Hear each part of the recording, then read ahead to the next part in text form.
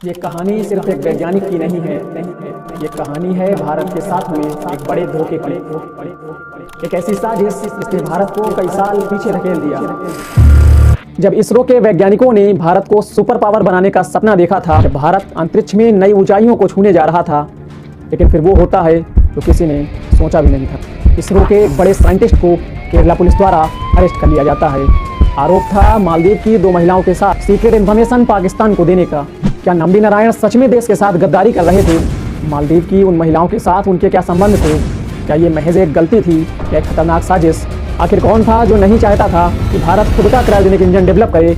और इन सबके पीछे सच्चाई क्या थी, आइए जानते हैं आज के वीडियो में। साल 1975 जब भारत ने अपना पहला सैटेलाइट आर्यभट्ट लॉन्च किया। फिर साल आता है 1980 का, जब भारत ने अपना पहला स्वदेशी रॉकेट SLV-3 लॉन्च किया। वो भारत जिसे कभी स्पेस टेक्नोलॉजी में कमजोर समझा जाता था, दुनिया भर में एक नई पहचान बना रहा था। फिर आता है 90 का दशक। इस समय तक भारत के पास PSLV यानी पोलर सैटेलाइट लॉन्च व्हीकल था, जो हल्के सैटेलाइट्स को पृथ्वी के ऑर्बिट में भेज सकता था। लेकिन मून और मार्स जैसे मिशन के लिए जरूरत थी GSLV की। GSLV यानी जियो सिंक्रोनस सैटेलाइट लॉन्च व्हीकल। और इसके तीसरे स्टेज में, जो कि आखिरी स्टेज होता है, यूज किया जाना था क्रायोजेनिक रॉकेट इंजन टेक्नोलॉजी को। ये टेक्नोलॉजी अब तक सिर्फ US, रसिया और यूरोप के पास थी, और उस वक्त तक हम इतने डेवलप नहीं हुए थे और हमें बहुत सी चीज़ें अमेरिका जैसे देशों से काफ़ी महंगे दामों पे खरीदनी पड़ती थी। लेकिन क्रायोजेनिक इंजन टेक्नोलॉजी कोई भी देश हमें देने को तैयार नहीं था। किसी तरह से हमारी रसिया के साथ डील होती है और रसिया हमें क्रायोजेनिक इंजन देने के लिए तैयार हो जाता है। लेकिन जब इसकी खबर अमेरिका की खुफिया एजेंसी को मिलती है, तो अमेरिका MTCR यानी मिसाइल टेक्नोलॉजी कंट्रोल रिजीम के तहत ये डील तोड़ने के लिए रसिया पर दबाव डालता है और रसिया भी इस डील से निकल जाता है। लेकिन इस सब के बीच इसरो ने दावा किया कि वह जल्द ही खुद का क्रायोजेनिक इंजन बना लेगा, और इस प्रोजेक्ट को लीड कर रहे थे इसरो के एक सीनियर साइंटिस्ट नंबी नारायणन। और लगभग ये तय था कि भारत अब जल्द ही खुद का क्रायोजेनिक इंजन बना लेगा और अब हमें किसी भी देश पर डिपेंड नहीं रहना पड़ेगा। फिर तारीख आती है 30 नवंबर 1994 और एक खबर चलती है जिसने पूरे देश को हिला के रख दिया था। वो खबर थी इसरो के एक सीनियर साइंटिस्ट को केरला पुलिस ने गिरफ्तार कर लिया है। आरोप था मालदीव की 2 महिलाओं के साथ मिलकर क्रायोजेनिक रॉकेट इंजन प्रोजेक्ट की सीक्रेट इन्फॉर्मेशन पाकिस्तान को देने का। नंबी नारायणन के अलावा 3 और लोगों को गिरफ्तार किया जाता है।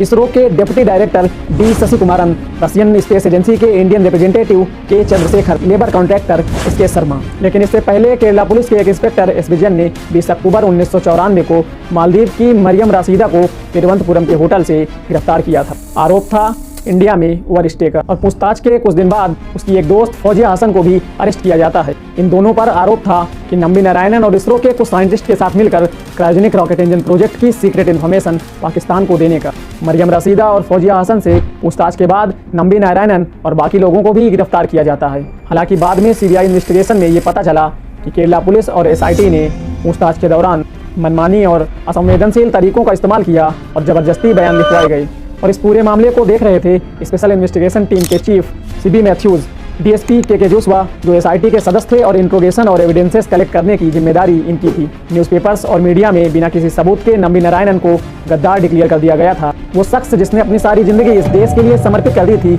वो शख्स जिसने नासा के ऑफर को ठुकरा दिया था, वो शख्स जिसने विकास इंजन को डेवलप किया, वो शख्स जिसने PSLV और GSLV के बनाने में एक महत्वपूर्ण भूमिका निभाई, वो शख्स जिसने भारत को स्पेस टेक्नोलॉजी में एक नई पहचान दिलाई। एक झूठा आरोप और देश की नज़रों में वो गद्दार बन चुका था। स्पेशल इन्वेस्टिगेशन टीम इस मामले की जांच कर रही थी।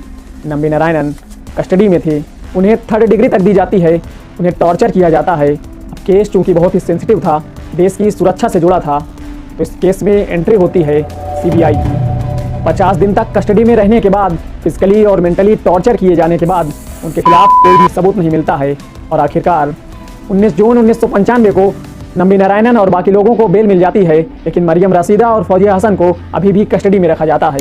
और इन सब के बीच जब भी नंबी नारायणन को हियरिंग के लिए ले जाया जाता था, रिपोर्टर्स और लोगों की भीड़ जमा हो जाती। कोई उन्हें गद्दार कहता, कोई उन्हें देशद्रोही कहता।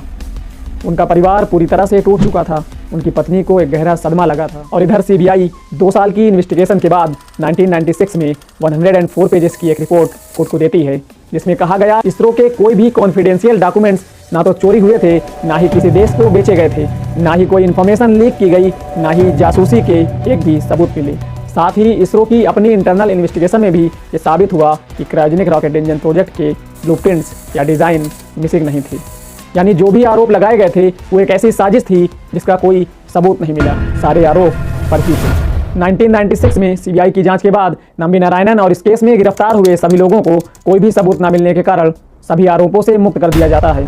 मगर फिर सवाल ये है कि ये सारी साजिश रची किसने थी और इसके पीछे कारण क्या था? इन सभी सवालों के जवाब मिलना अभी बाकी था। नंबी नारायणन 1998 में सुप्रीम कोर्ट का दरवाजा खटखटाते हैं कि अगर ये सारे आरोप फर्जी थे फिर उन ऑफिसर्स का क्या, जिन्होंने उनके खिलाफ झूठा केस बनाया, उनके करियर पर दाग लगाया, उन लोगों का क्या जिन्होंने उन्हें अरेस्ट करके टॉर्चर किया था, और उन लोगों का क्या जिन्होंने उन्हें गद्दार डिक्लेयर किया था।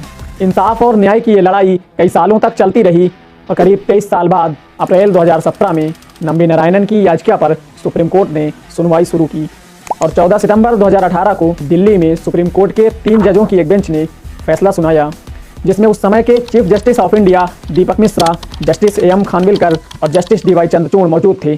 32 पन्नों के इस वर्डिक्ट में सुप्रीम कोर्ट ने ये माना कि ये पूरा मुकदमा एक झूठी साजिश और मंसूबाबंदी के तहत चलाया गया था, जिसमें इसरो के साइंटिस्ट और मालदीव की महिलाओं को बिना किसी पक्के सबूत के फंसाया गया था। वर्डिक्ट के पेज नंबर 25 पैरा नंबर 31 में कहा गया, स्टेट पुलिस द्वारा की गई पूरी जांच दुर्भावनापूर्ण थी, जिसमें अपीलकर्ता यानी नंबी नारायणन को भारी उत्पीड़न और मानसिक यातना का सामना करना पड़ा।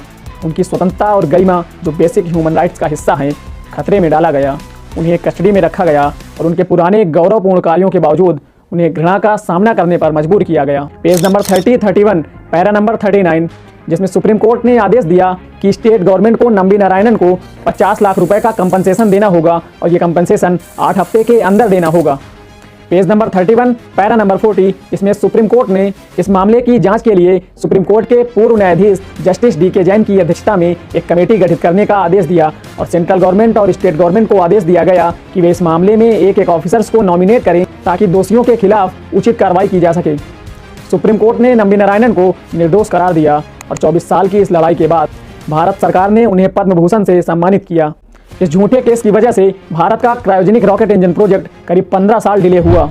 अगर ये साजिश ना की गई होती तो शायद काफ़ी पहले ही हम मून और मार्स पे पहुंच चुके होते, लेकिन ये बात कुछ लोगों को गवारा नहीं थी। ये अमेरिका और उसकी खुफिया एजेंसी CIA द्वारा कुछ इंडियन ऑफिसर्स के साथ मिलकर रची गई साजिश हो या केरला पुलिस और SIT के गलत फैसले और मिसअंडरस्टैंडिंग का परिणाम, लेकिन इस घटना ने इंडियन स्पेस प्रोग्राम को काफ़ी नुकसान पहुँचाया है।